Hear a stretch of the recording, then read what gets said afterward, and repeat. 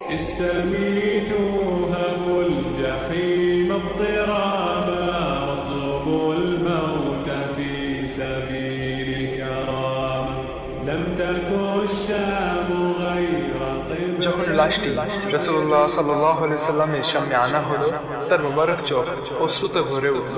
তিনি বললেন, তিনি এক আশ্চর্য ব্যক্তি, এমন এক ব্যক্তি যিনি আল্লাহর জন্য একটি সেজদাও করেননি, আল্লাহর রাস্তায় একটি পয়সাও খরচ করেননি, আল্লাহর জন্য অন্য কোনো ইবাদত করার সুযোগও তিনি পাননি। কিন্তু আমি দেখতে পাচ্ছি তিনি সোজা জান্নাতুল ফিরদাউসে পৌঁছে গিয়েছেন। আমি দেখছি আল্লাহ তাআলা তার চেহারার কৃষ্ণবর্ণকে নূর দ্বারা বদলে দিয়েছেন, তার দেহের দুর্গন্ধ ও ময়লা আবর্জনা সুগন্ধি দ্বারা সুরভিত করে দিয়েছেন।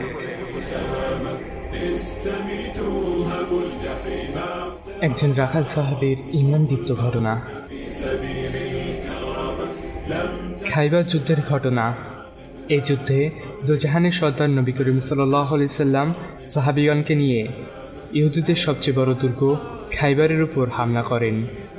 খাইবারের ইহুদিদের পক্ষ থেকে মুসলমানদের বিরুদ্ধে নানা রকম ষড়যন্ত্রের কথা শোনা যেত। ফলে নবী করিম সাল্লাল্লাহু আলাইহি সাল্লাম যখন দুর্গ অবরোধ করেন, অবরোধ কয়েকদিন পর্যন্ত অব্যাহত থাকে। অবরোধ চলাকালে খাইবার শহরের একজন রাখাল, ইতিহাসে যিনি আসওয়াদ রাখাল নামে অভিহিত হয়েছেন, তিনি মনে মনে ভাবলেন, এত বড় বাহিনী নিয়ে এত দূরত্ব অতিক্রম করে এত কষ্ট সয়ে মুহাম্মদ সাল্লাল্লাহু আলাইহি সাল্লাম খাইবার আক্রমণ করেছে, গিয়ে একটু জেনে আসি তার বুনিয়াদি দাওয়াত ও পয়গাম কি, সে কিসের দিকে মানুষকে আহ্বান করছে, তার ইচ্ছাই বা কি। রাখাল লোকটি ঘর থেকে বের হয়ে মুসলিম বাহিনীর তাঁবুর দিকে অগ্রসর হলো। তাঁবুর কাছাকাছি এসে একজন মুসলমানের সঙ্গে তার সাক্ষাৎ হলো। তিনি তাকে জিজ্ঞাসা করলেন, আমি জানতে চাই, তোমরা কেন খাইবারের উপর চড়া হয়েছ? কেন, কোন কারণে আমাদের শহরের বাসিন্দারা তোমাদের দুশমন হলো? তোমাদের মূল দাওয়াত ও পয়গাম কি? মুসলমান লোকটি ছিলেন একজন সাহাবী। তিনি ইসলামের আকীদা ব্যাখ্যা করার পরিবর্তে আসওয়াদ রাখালকে বললেন, তুমি বরং আমাদের সর্দার আল্লাহর রাসূল সাল্লাল্লাহু আলাইহি সাল্লামের সঙ্গে সাক্ষাৎ করে তাকেই সরাসরি এই প্রশ্নগুলো করো। তিনিই তোমাকে ইসলামের বুনিয়াদি দাওয়াত ও নিয়ামতের মূল পয়গাম সম্পর্কে বলে দিবেন। আসওয়াদ রাখালের কাছে এই কথা একদম নতুন ছিল।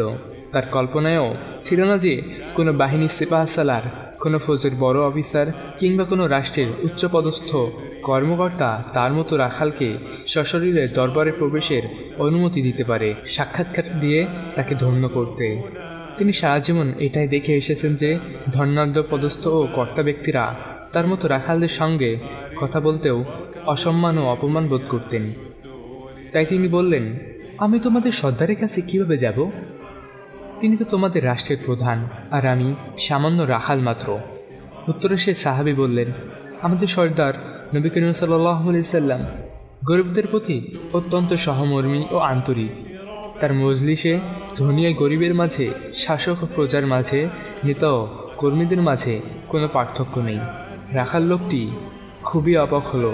নবী করিম সাল্লাল্লাহু আলাইহি সাল্লামের সঙ্গে সাক্ষাতের উদ্দেশ্যে সামনে অগ্রসর হলো।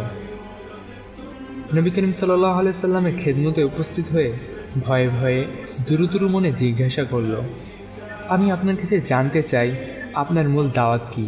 আপনি কেন এই অঞ্চলে এসেছেন?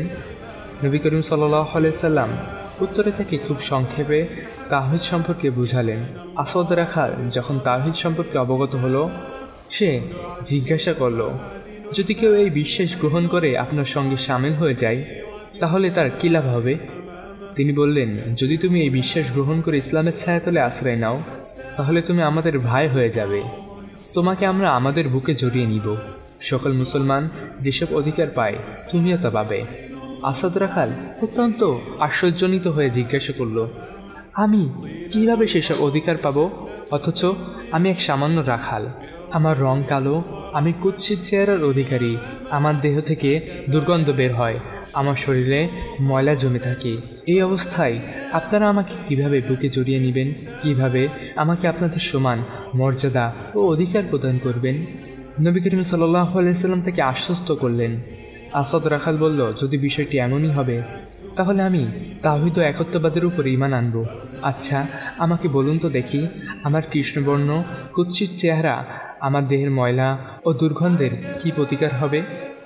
নবী করিম সাল্লাল্লাহু আলাইহি সাল্লাম বললেন, আমি এই কথা সাক্ষ্য দিচ্ছি যে তুমি যদি তাওহীদের উপর ঈমান আনো তাহলে দুনিয়ায় তোমার কুৎসিত চেহারা ও কৃষ্ণবর্ণের প্রতিকার না হলেও যখন তুমি পরকালে আল্লাহর সামনে উপস্থিত হবে তখন তোমার চেহারা শুভ্রোজ্জ্বল ও আলোকিত হবে।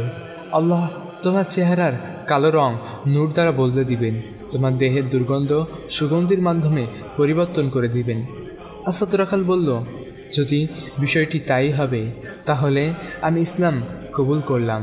আশহাদু আল্লা ইলাহা ইল্লাল্লাহু ওয়া আশহাদু আন্না মুহাম্মাদার রাসূলুল্লাহ। এরপর রাখাল লোকটি জিজ্ঞাসা করল, বলুন এবার আমার দায়িত্ব কি? নবী করিম সাল্লাল্লাহু আলাইহি সাল্লাম বললেন, ইসলামে বহু ফরজ বিধান রয়েছে, তবে এখন নামাজের সময় না, রোজার মাসও না, তোমার উপর জাকাতও ফরজ হয়নি, এখন হজের মৌসুমও না, তাই তোমাকে নামাজ, রোজা, হজ, জাকাত কোনোটি পালনের নির্দেশ দিতে পারি না। এখন তুমি একটি ইবাদতই করতে পারো, তা হলো খাইবারের রণাঙ্গনে হক ও বাতিলের লড়াই চলছে। আল্লাহর রাস্তায় ইসলামের ধর্মের অনুসারীরা তাদের প্রাণকে উৎসর্গ করছেন। এই মুহূর্তে তোমার দায়িত্ব হলো জিহাদে সামিল হয়ে যাওয়া। আসাদ রাখাল বলল, আমি যদি এই যুদ্ধে শহীদ হয়ে যাই তাহলে আমার প্রতিদান কি হবে? নবী করিম সাল্লাল্লাহু আলাইহি সাল্লাম বললেন, আমি তোমাকে এ বিষয়ে জামানত দিচ্ছি যে তুমি যদি এই জিহাদে শহীদ হয়ে যাও তাহলে আল্লাহ তাআলা তোমাকে সোজা জান্নাতুল ফিরদাউসে পৌঁছে দিবেন, তোমার চেহারা উজ্জ্বল করে দিবেন, তোমার দেহের দুর্গন্ধ সুগন্ধি দিয়ে বদলে দিবেন। তিনি যেই বকরিপালগুলো সঙ্গে নিয়ে এসেছিলেন রাসূলুল্লাহ সাল্লাল্লাহু আলাইহি সাল্লাম সেগুলোর ব্যাপারে বললেন, যেসব বকরি তুমি সঙ্গে নিয়ে এসেছো এগুলো অন্যের, আগে এগুলো ফেরত দিয়ে এসো। চিন্তা করে দেখুন, যুদ্ধের ময়দান, শত্রু বাহিনীর বকরির পাল, তিনি বকরিগুলো শত্রু এলাকার বাইরে নিয়ে এসেছেন। ইচ্ছা করলেই তিনি বকরির পালকে গনিমতের মালের অন্তর্ভুক্ত করে নিতে পারতেন, কিন্তু তিনি যেহেতু এগুলোকে আমানত হিসাবে নিয়ে এসেছিলেন, আর আমানত প্রত্যাপন করা নবী করিম সাল্লাল্লাহু আলাইহি সাল্লামের অন্যতম গুরুত্বপূর্ণ শিক্ষা, তাই নবী করিম সাল্লাল্লাহু আলাইহি সাল্লাম তাকে বলেন, বকরিগুলোকে কেল্লার দিকে তাড়িয়ে দাও, যাতে এগুলো শহরের অভ্যন্তরে চলে যেতে পারে, মালিকের হাতে গিয়ে পৌঁছাতে পারে। সে মতে তিনি বকরিগুলোকে শহরের দিকে তাড়িয়ে দিলেন। এরপর তিনি জিহাদে সামিল হয়ে গেলেন। দীর্ঘক্ষণ লড়াই চলল। যুদ্ধ শেষে খাইবার বিজয়ী হল। নবী করিম সাল্লাল্লাহু আলাইহি সাল্লাম শহীদদের লাশ দেখার জন্য বের হলেন। শহীদদের লাশের মাঝে আসাদ রাখালের লাশটি পড়েছিল। যখন লাশটি রাসূলুল্লাহ সাল্লাল্লাহু আলাইহি সাল্লামের সামনে আনা হলো, তার মোবারক চোখ অশ্রুতে ভরে উঠল। তিনি বললেন, ইনি এক আশ্চর্য ব্যক্তি, এমন এক ব্যক্তি যিনি আল্লাহর জন্য একটি সেজদাও করেননি, আল্লাহর রাস্তায় একটি পয়সাও খরচ করেননি, আল্লাহর জন্য অন্য কোনো ইবাদত করার সুযোগও তিনি পাননি। কিন্তু আমি দেখতে পাচ্ছি ইনি সোজা জান্নাতুল ফিরদাউসে পৌঁছে গিয়েছেন। আমি দেখছি আল্লাহ তাআলা তার চেহারার কৃষ্ণবর্ণকে নূর দ্বারা বদলে দিয়েছেন, তার দেহের দুর্গন্ধ ও ময়লা আবর্জনা সুগন্ধি দ্বারা সুরভিত করে দিয়েছেন। এ হচ্ছে সাহাবীদের ইমানের দৃষ্টান্ত।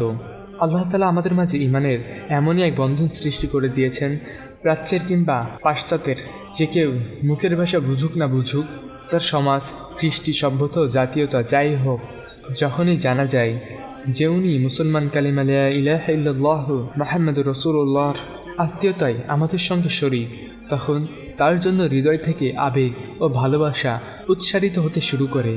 আল্লাহ তাআলা আমাদেরকে বিভিন্ন ধরনের আত্মীয়তার বন্ধনে আবদ্ধ করে রেখেছেন। সবচেয়ে মজবুত বন্ধন হলো লা ইলাহা ইল্লাল্লাহু মুহাম্মাদুর রাসূলুল্লাহর বন্ধন। এই বন্ধন কখনো ছিন্ন হওয়ার নয়, কখনোই ভেঙে যাওয়ার নয়, কিংবা দুর্বল হওয়ার নয়। এই কালেমা আমাদের এক বিশেষ বন্ধনে আবদ্ধ করে রেখেছে। এক আশ্চর্য কালেমা, আশ্চর্য দৃষ্টের অবতারণা। এই কালেমা পড়ার সঙ্গে সঙ্গে মানুষের জীবনে এত বড় বিপ্লব ঘটে যায় যে এর চেয়ে বড় বিপ্লব হতেই পারে না। এই কালেমা পড়ার পূর্বে যে ব্যক্তি কাফের ছিল, কালেমা পড়ার পর সে মুসলমান হয়ে যায়। কালেমা পড়ার পূর্বে যে ব্যক্তি জাহান্নামের উপযুক্ত ছিল, আল্লাহর কাছে ঘৃণার পাত্র ছিল, কালেমা পড়ার পর মুহূর্তেই সে জান্নাতের বাসিন্দা হয়ে গেল, আল্লাহ তাআলার প্রিয় পাত্র হয়ে গেল। হাদিস শরীফে এসেছে, নবী করিম সাল্লাল্লাহু আলাইহি সাল্লাম বলেছেন, মান ক্বালা লা ইলাহা ইল্লাল্লাহ দাখালাল জান্নাহ। যে ব্যক্তি লা ইলাহা ইল্লাল্লাহ বলল, সে জান্নাতি হয়ে গেল। সুবহানাল্লাহ। জীবনে সে যদি গুনাহ করে থাকে তাহলে গুনাহের শাস্তি ভোগ করার পর অবশেষে সে জান্নাত লাভ করবে। আল্লাহ তাআলা আমাদেরকে সাহাবীদের জীবনী অনুকরণ করে চলার তৌফিক দান করুন। আমিন। يا رب العالمين. تك الشام غير قبلات صبر